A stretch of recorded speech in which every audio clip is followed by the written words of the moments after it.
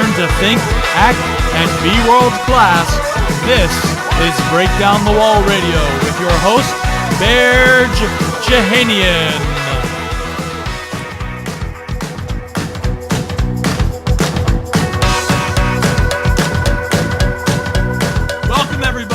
Break Down the Wall Radio. We are live right now on Facebook. We are live all over the world. This is absolutely incredible. I still can't believe that we have the technology to do anything like this. I've got live with me, I don't even know, are there 6, 7 Harvard students along with John Leslie Brown? You can see John Leslie right there on the top left in the center. He's holding that number 1 up. He's got his Harvard hat on. They are live from Cambridge, Massachusetts at Harvard University to talk tonight about the Harvard effect. I am beside myself. I'm not only here, I'm over here too because I'm beside myself. This is awesome. So I don't want to have any more to talk about. I want to introduce my friend, a guy I met about 2 years ago in Las Vegas. I went out there for an event called CEO Space where they bring in students who went to school for business but didn't learn enough in school. They wanted to learn more. And John Leslie was there speaking, and I was floored by what he had to say. It was absolutely dynamic. It was incredible. I was waiting for his dad to speak. He spoke first, and he kicked his dad's butt up on stage. It was unbelievable. So without any further ado, I want to introduce to everybody John Leslie Brown. John, what is up? Thank you so much for being here. Thank you so much. It's your time. It's 2017, not 2016. Don't you dare go into 2017 with the Windows 95 software in your head. One of the things I learned from CEO Space is that you got to update your mental software. And the founder of CEO Space, his dad was the mentor for Walt Disney and Napoleon Hill. Bernie Dorman, who we talk about in the 6th chapter of the Harvard Effect. And one of the things that he taught me, the reason why I'm here, not just by myself, but I've got a neuroscientist, I've got a veteran, I've got a philanthropist, and a best-selling author servants with me is because he taught me that competition is a disease and that cooperation is the cure. So I was just ending class. I'm running a multi-million-dollar business and I'm taking class. What are you doing in 2017? Because I asked my friends who's very busy to come and join us for this interview because this show is not like anything else you've seen online. If you're not beside yourself, then click off right now. I love what you just said about competition. My favorite quote is by John F. Kennedy: "A rising tide lifts all ships." We work together. We don't compete with each other. We work together. I love that. I love that. We can't hear you. We can't hear you. Ariel. There we go.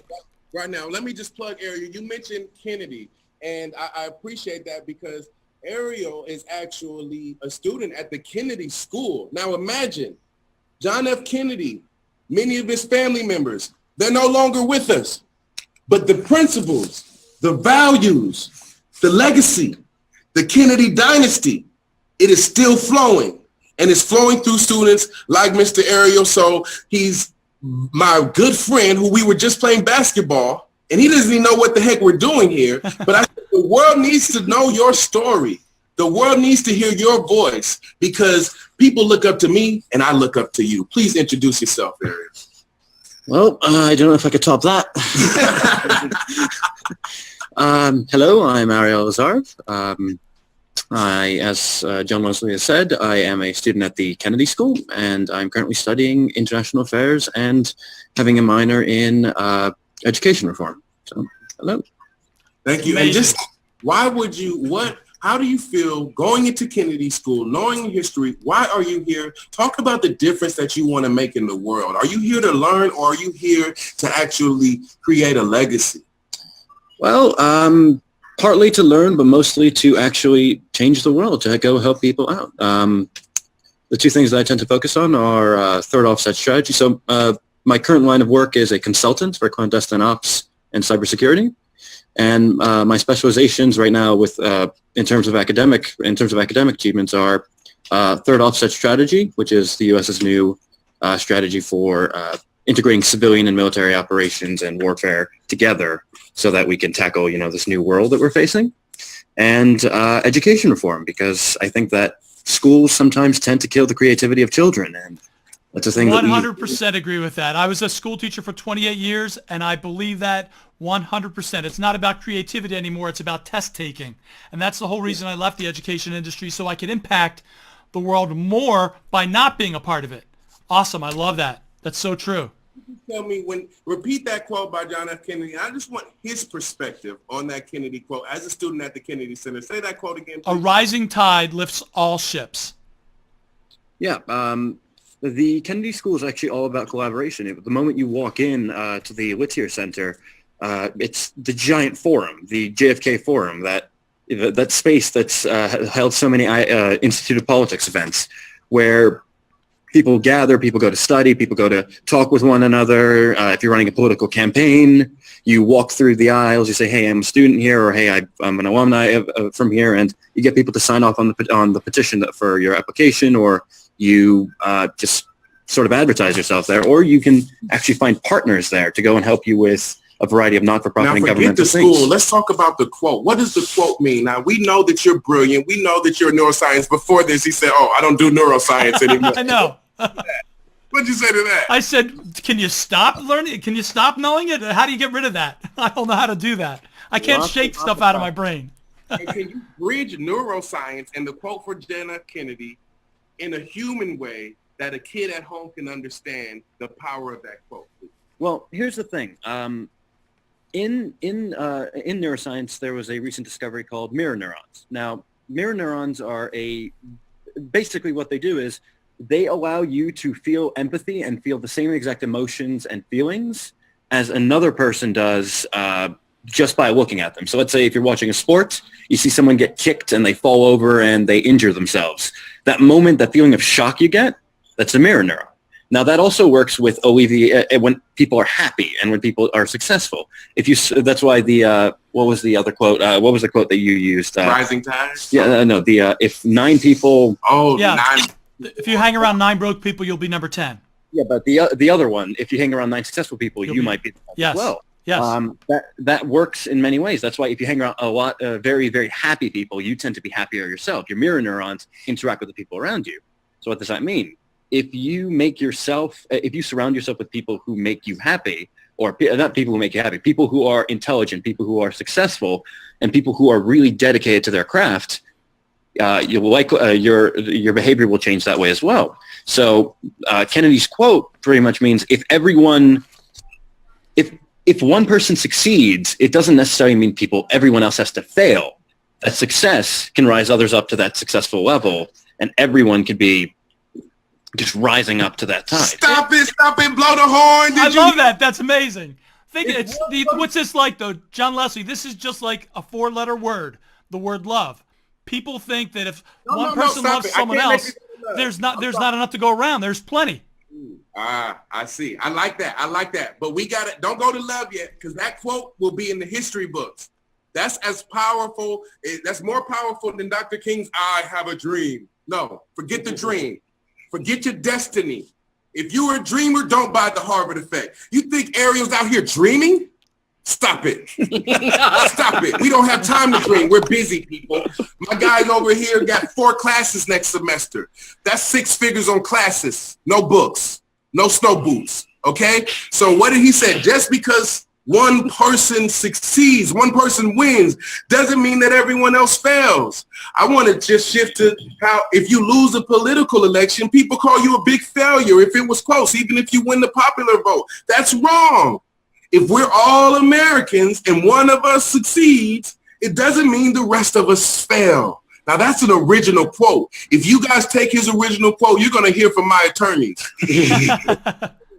Because that's an original idea. Forget about the Kennedy Center and what it's like experiencing all that. They got to pay for that, okay? You'll never know the goosebumps that come on your armpit when you walk into a place that only great men are allowed.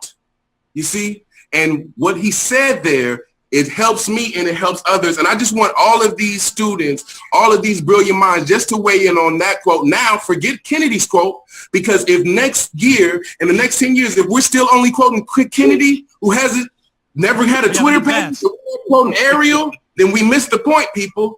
Let's talk about Ariel's quote, and let's have each of these guys weigh in on that quote, starting with the host. You talked to me about, and you did that powerful with love. I think love is so powerful, it might outshadow what he said about most people think when one person wins, they start hating on them. They start doing anything to discourage them, and they think that they got a big head, and they were just running to raise their profile. You see, and it's not about that. That's right. We all think that if one person is successful, that means someone has to be unsuccessful, that there's a balancing act that happens, and that's just not how it works. When one person is successful, everyone can join them and be as successful, if not more successful. Don't let someone else's success put a bad seed in your mind, put a bad seed in your heart, put a bad seed in your blood, and make you think that you are less. That doesn't mean you are less. That means you need to learn a little bit more. Get with them. Get with other people who are successful, and it will bleed onto you. Thank you. And I'm glad you said that. And they're coming up. And now let's not overlook the science behind it. We can prove it scientifically with the evolution of mirror neurons that we just realized we're here because he told us so. And he studied to let us know that if mirror neurons are okay, if that makes sense, then every time someone fails big, then they are replicating failure. And our mirror neurons will be depressed with that failure, will look at us as losers. But if someone wins big and you start to mirror that, that is the scientific evidence that one ship tide raises all the thingies. The rising tide lifts all ships. That's what they're for. But let's just go straight. Let's go to the end of the list. Let the 22-year-old weigh in from another perspective. And introduce yourself first, too. Hello, my name is Darius Edwards. I'm a 22-year-old. Speak up a little bit more. I'm a 22-year-old undergraduate student at Harvard University. I'm studying international relations with minors in religion and government, and to speak on the quote that my fellow classmate Ariel.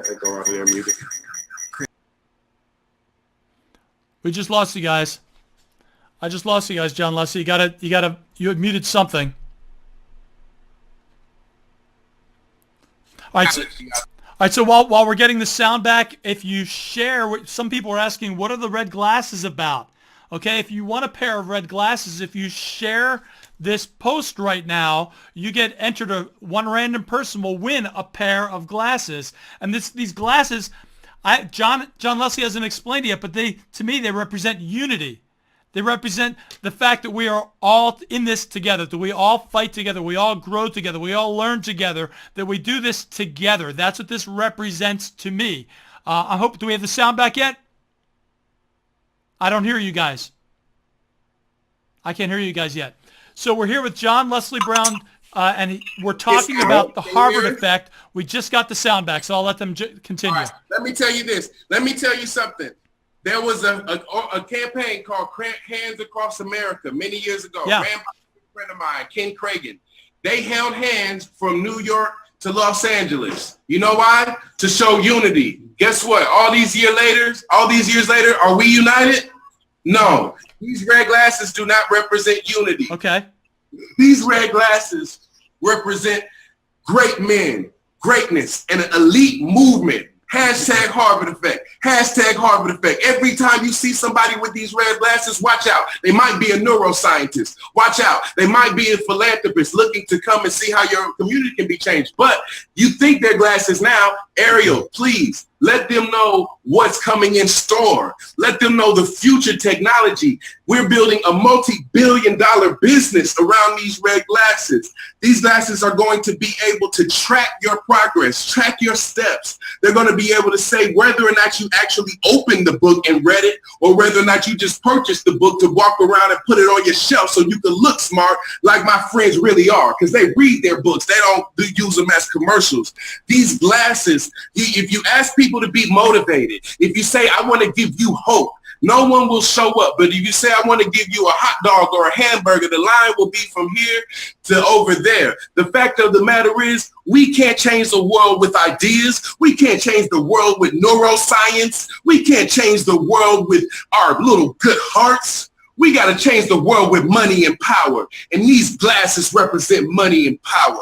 We're going to raise over $1 billion for charity with these red glasses. We're going to have a subscription model. These cost over $200 because all of our motivational training is listed. You might have noticed Ariel has a little sticker on his. It's a QR code embedded in each glass set that has thousands of dollars worth of motivational content because CDs are dead, but we are alive. I don't even know what to say after that. You weigh in on that quote. Let them weigh in on that quote. Let's talk do it. to them about the movement. Talk to them. Just give them. We got to wrap up here, okay? These guys charge a lot of money for their time, and we got basketball to play.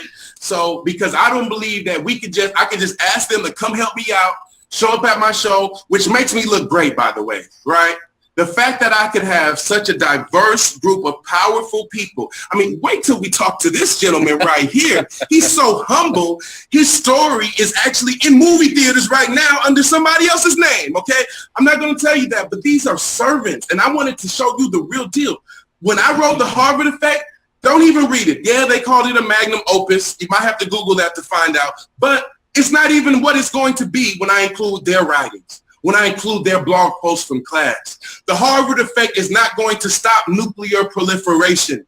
I'll tell you now, it's not going to stop breast cancer killing women before they reach old enough to actually have children. But these people, these minds, their writings, their ideas, along with the Harvard Effect, you better believe that cancer will be a word that the next generation won't remember, just like the Atari. I ask you this, what happened to the hoverboard? What happened to the hoverboard? It only made one Christmas. A couple Christmases ago, everybody wanted the hoverboard. My nephew wanted to spend $600 on it. Guess what? This Christmas, who wanted a hoverboard? They went back to roller skates. You see, these red glasses, this is no hoverboard. When we do something and you see this come people, these are permanent. These are the roller skates, not the roller blades, something that's timeless. And I'm so grateful to have my classmates here. Let me just do a real quick. I'm going to go through what the Harvard Effect is. Yes, okay? Please do. Weigh in on the first principle, okay? The first principle is the 100-year plan. Whoa. We've got a plan for these red glasses already for the next 10 years. They're not going to look like this in the next 10 years. Go ahead. Can we open it up to 3 people to win the glasses? Sure. 3 people to win the glasses and not one. Yeah, we can do that. Share this on your Facebook. Also go to harvardeffect.com. Register. Make sure that you check this out. But in order to create generational wealth, I think someone's hand is covering the mic. Be careful. Someone's hand is coming. In order to create generational wealth, you got to be above the curve. And so the H stands for 100-year plan. And I want your viewers to ask themselves this question. I'm going to ask all of my special guests. Then we're going to leave you because we know you want more. We know you're going to spread this. We know you're going to sign up. Okay, but I want each one of these powerful men to answer this one question. And this is the beginning to actually creating your 100-year plan, which in the book, I'll show you how to do it in 20 seconds. I call it 22nd century goal setting. Okay, so but here it is. And you as the host, ask them this question. Why will the world be different because you were born? And I'll let the host just start it off. Why will the world be different because this show was aired? And then pass it to our other special guests. Absolutely. The world is going to be different because now people will get the exposure to people just like you, to others just like you who want to share themselves, who want to help other people be better, who want to help other people be more, who want to help other people aspire to be one of those 9 incredible, motivated, successful people. They can be number 10. That's why this show is going to change the world, and that's how. Who's up, Jeff? You want to go? Well, I think that in my experience in the military, from some leadership, can you hear me? Yes. Is that people have strengths. People of strengths have weaknesses. Leadership seeks to minimize the vulnerabilities there. And kind of that's the first step, right, to getting the boats afloat and around a common vision. I know one of the things that's been passionate for me is some things I've seen within the uniform and that is really kind of a game changer technologically. And that's a lot of what can be done through the power of the spectrum. Used to be cords had to be attached to phones to talk. Now we have the ubiquitous cell phones. Now it's the next phase, the electromagnetic spectrum that can be done from the beating heart and the spectrum that we as human beings alive can do. They can hive a mind, a lot of in the gaming industry. a lot of in clandestine work. What's to be done with that over the next course of decades? That's the big excitement. We need ethicists. We need commercial enterprise. We need folks that can deal with the legal implications, just as informed citizens. What would you want? If you didn't have perfect pitch, but you could get it, would you subscribe for it? You know, if you could actually have an awareness 50 meters out from where your body is of what those vibes are, that what the human beings are thinking there. It's kind of an amazing next step to it. It's cutting edge. It's going to go over the dam. A lot of it's going to be exciting. That's part of what can be explored with a lot of the talent. Let me just weigh in here. Did you hear this? I did. My head's spinning. Oh my gosh. They really are Harvard students. Oh my gosh. Nothing else in the industry. You probably feel like Henry Ford felt when Napoleon Hill knocked on his door and said he was going to spend a couple months there. You know, the young viewers, they probably feel right now like Jack Canfield felt when he met Mark Victor Hansen right before they dropped Chicken Soup for the Soul, right? Because what he said is so powerful. He talked about the cutting edge, and half of our audience I'm not even smart enough to understand what he's saying there, but I know it's that next level. But here's the question that I want you to ask your audience and your viewers. Are you on the cutting edge or on the edge of your couch? Because the Harvard effect will put you on the cutting edge. When I came to speak for these people, I couldn't come up in here and say, have a dream, have a positive attitude, believe in yourself, and have commitment. Not when he's talking like that. But the Harvard effect is designed for people that are above and beyond the cutting edge, and they are on the bleeding edge of transition. Who's next? Come on, somebody weigh in. I like that, the bleeding edge. I like it. Go ahead. Go ahead. All right. Well, I am Adam Wood. I was presidentially nominated to attend the Naval Academy through active duty. So I served as an enlisted member prior to being accepted to the Academy. Thank you for your service. Oh, of course. It was my pleasure and my honor. I studied aerospace engineering at the Naval Academy, and afterwards I went to consult for the DoD across the world. I traveled by myself. I went to India by myself. I went to Egypt by myself, Kazakhstan by myself, to the UAE by myself. And what I felt that was common across every country I went to was that a lot of people thought that it was irrational for me to care about everybody. And I think it's irrational not to. I started studying economics and government and international relations after I left the DoD because I wanted to change my mold. And I wrote a book. I finished it on New Year's Eve, actually. I didn't go out on New Year's Eve. I stayed in and I finished my book. But I think that being from the west side of Baltimore, that's where I was born, I was the minority. But I don't see why we as a people can't come together collectively and make everything a bit better when we leave it.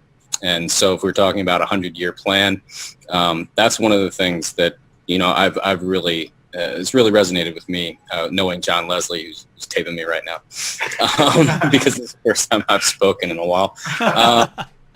To come together collectively, and as Ariel said, with the Kennedy School of Government, that's where we're going next. The Harvard Business School and the Kennedy School of Government. That's what I'm looking to get into next.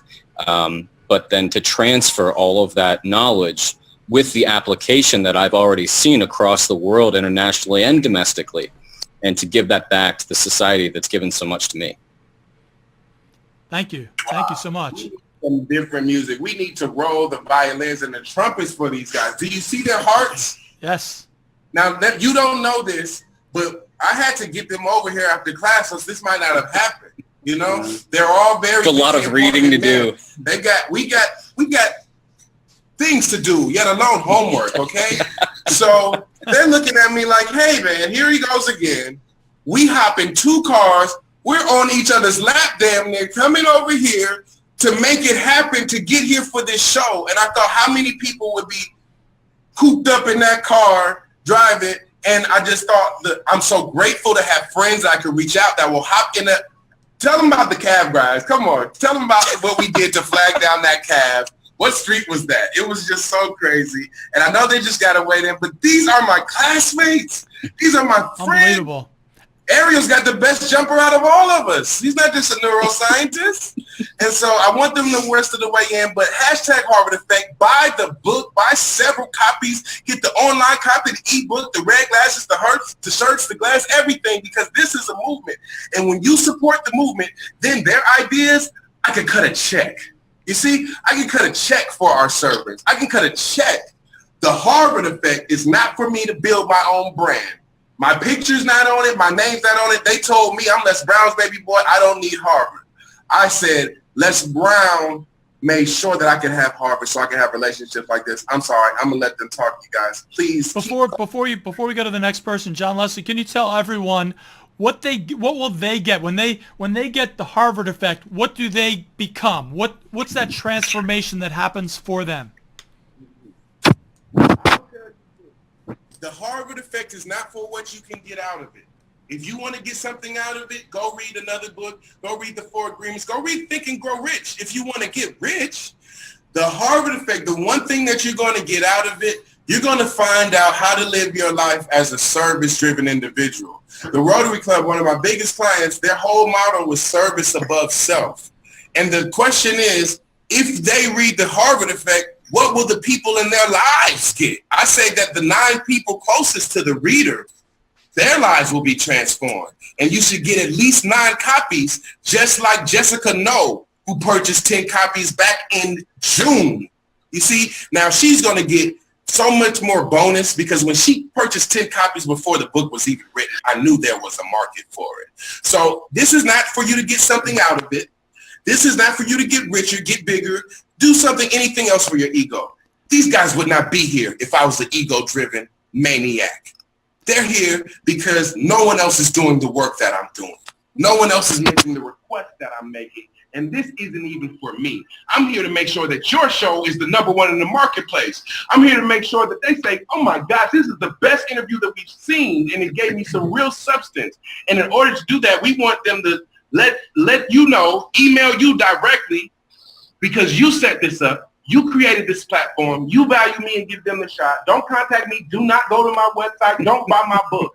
Support this man's show so that he needs to have us on again the week after next. Okay? We're already #1 on Amazon, people.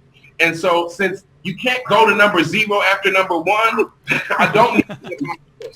But I do need you to help shows like this, alternative media. 10 years ago, this would have never been able to be seen. This would have been sitting on some VHS. But now it can get out to the world. So share this. Let the people go. I can't even let my other guys talk because the man said it all, okay? Unless there's something pressing that you want to say and wait, I'll let everybody have a final word. Spread the word on this show. Let the people know how hard we work here at Harvard, how bright we are, how we need to connect. And before I do that, I want to bring in somebody who's not a Harvard student, who has a heart made of crimson and who gives and who's been changing the world. Leave him over here. He's been sitting back serving. Turn the mic towards him. Let him know who you are. In the with the closing message. This is Mike. This is Mike. Tell them who you are, sir. Hey, Benjamin Kamens is my name. I work as a spiritual counselor. I'm a friend of John Leslie's and a business partner. And my work essentially revolves around helping people move through the obstacles of their mind and their emotional body, the desires inside of them, to access that deeper well of peace and knowledge that is our own truest self, that is in each of us and hidden to many by the polls and our conditioning in this world. So yeah, I'm a therapist, as I said, and that's my work. I also work with groups and just trying to help people be their own best self. Right, now talk about what the Harvard Effect means to you. As you see us watching this, we can't see the picture when you're in the frame. What does the Harvard Effect represent to you? As a non-student of Harvard, do you feel like this is something that applies to you, that you can actually include in your life? I think so. To me, it's part of what I understand as the human potential movement. And I think it's wonderful when people who are in opportune scenarios in their lives apply their resources to develop their own self in order to offer their services and gifts to the world. And that could be seen as a responsibility, that could be seen as a noble undertaking, but I think either way it's beneficial to the masses, and it's what appears to my eyes what these gentlemen here are doing. They're here for service. They want to explore and evolve their own consciousness, so they have their best gifts to offer to those who are fortunate to come and receive them. What happens to the human mind when we have that spirit of sharing and helping other people rather than that feeling of there's not enough and I want it all for me? Is there something I'm gonna ask him what his reply is to that? Can you just slightly clarify it? Sure. So, a lot of people have the mindset of it's about me. What can I get out of this? They have a feeling, they approach life more with a feeling of scarcity rather than a feeling of the fact that there's an overwhelming abundance for them. Is there something different that goes on in their mind because of that? Is there something different? Does their body feel different? Do they have different feelings? Yeah, if I understand what you're saying, I think it can be a bit of a self-fulfilling prophecy, as John Leslie's father talks about. And a famous quote I came across recently by Henry Ford that really touched me is, whether you think you can or you think you can't, you are right. Now, the truth, though, is some of us are less opportune in this world, and we do not have the chances to get a fine education, to explore our gifts and our potential offerings to this world, and we're stuck in our day jobs, whatever they may be.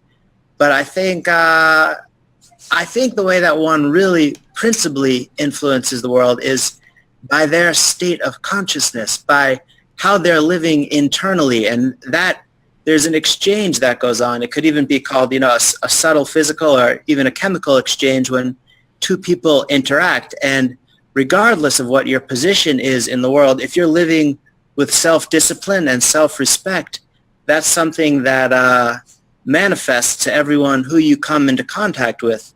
So I think, we all need to understand our position in the world, how we were born into this society or whatever country, we were raised in, and, see what our opportunities are and go from there. If you're fortunate, I always said I grew up in a middle-class family. I had the opportunity for education. I pursued an undergraduate degree and a master's degree. I've had the experience to travel. And some people who were born in a similar scenario to me, they say, oh, I feel too bad to take up those privileges. You know what I mean? I'm going to live a more conventional life. You know what I mean? And I say that's a disservice to the world. If you have an opportunity, you should take it, and you should serve mankind with your learning, with your discoveries, with your gifts, with whatever your blessings are that we're able to sprout and be cultured by your opportunities. So yeah, I see privilege as not only opportunity, but somewhat responsibility to be the best human being that you can be and offer whatever it is you can offer. Who are we to live small, right? Who are we to live Amen, brother. small? You said it. Thank you. It was a pleasure to meet you. Now you see why? You too. Thank you. Go to Harvard to know about the Harvard effect. We can sit over there on that couch and judge him for not hopping on camera, but he's brilliant too. And there's some brilliant readers out there who will never walk into the Kennedy Center. Give me my glasses. My swag is gone. Who will never walk into the Kennedy Center, who will never know what it's like to sit down with neuroscientists and venture capitalists in Harvard Hall. The same place where Mark Zuckerberg used to study. The same place where Norman Vincent Peale used to, play beer pong. You know what I mean? This is the place where giants laid and giants are born, back where they're grown. I just want to close with something that's so powerful. And I want to allow, sorry for going over time, but this is the best interview in the world today. There's not another interview that has this diversity, this quality group of people. And just take my brother Ben here. I mean, when you talked about how people don't even want to embrace the privileges that they have, and that's a disservice to society, not just taking up, like, that was powerful, and that's value. And that's why I'll bust my behind to make sure that you're here with us in the red glasses, because you are the Harvard effect, right? Amen, I'm brother. reading my readings out loud on the way to class, I'm rolling with Ben, and this is his stuff, but he doesn't know what goes on inside the classroom. This is so powerful, but there's something that in the Harvard Creed that was written in 1919, and it says, I am Harvard. All men know my fame and outward aspect, but my sons alone know my heart.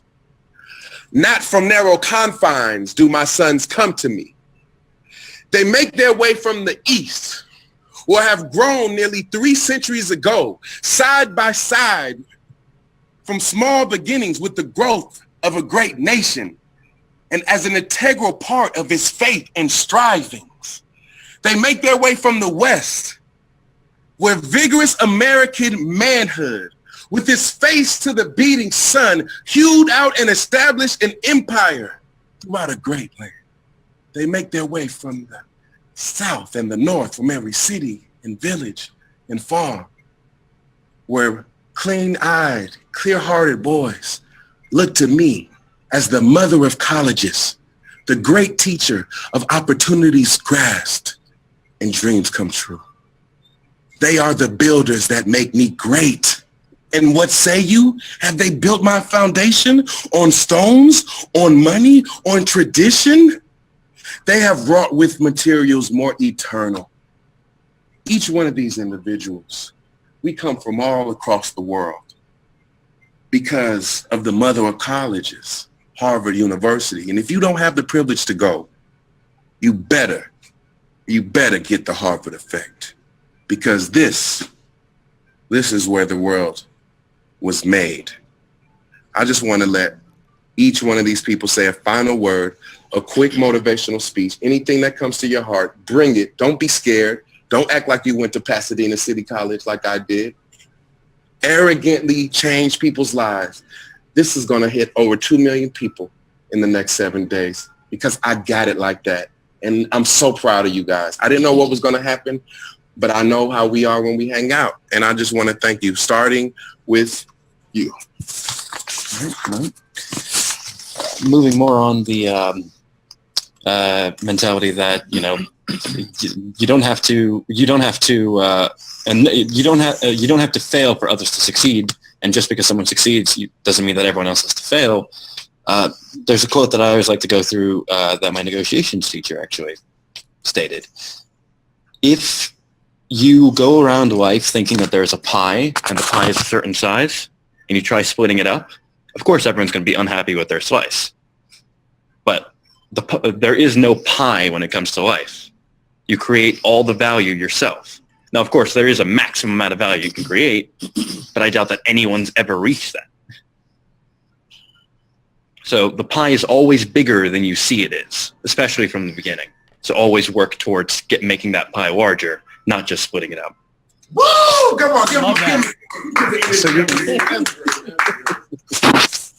I just say, I want to quote John Milton, good, the more communicated, the more abundant grows.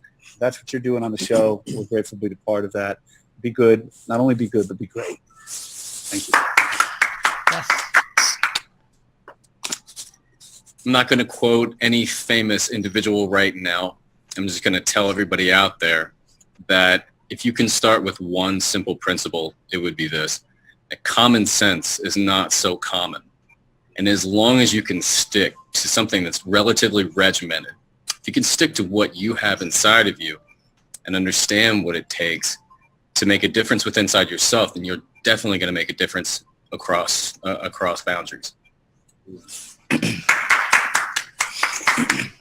What I want to say is more to the point of this whole conversation, and that would be a very simple tagline. The Harvard effect is the way forward. That's all there is to it. You can't argue with it. You can't deny it. I mean, you could try, but it's just the way forward, and that's the way it is. So get used to it. Boom. I'm not saying nothing else. Hashtag on 3, everybody. Hashtag Harvard effect. 1, 2, 3. Harvard effect. Okay, we're going to say hashtag right now. 1, 2, 3. Hashtag the Harvard effect. Go on. That's it.